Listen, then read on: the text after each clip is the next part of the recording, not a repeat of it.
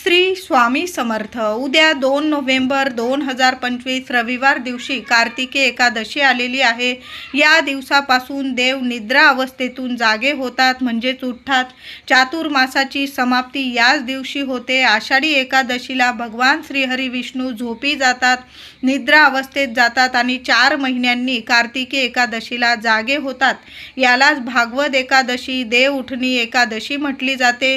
जी व्यक्ती आषाढी कार्तिकी एकादशीचे व्रत करते, उपवास करते, तिला संपूर्ण 24 एकादशी केल्याचे पावन पुण्य फळ मिळत असते. म्हणून सर्वांनी उद्या कार्तिकी एकादशीचा उपवास व्रत जरूर करायचा आहे. उद्या संपूर्ण दिवस रात्र उपवास असणार आहे आणि 3 नोव्हेंबरला सोमवार दिवशी सकाळी 9 वाजेच्या आत आपल्याला उपवासाचं पारणं फेडायचं आहे. म्हणजे देवांना पूजा वगैरे करून काहीतरी गोडाधोडाचा नैवेद्य दाखवा.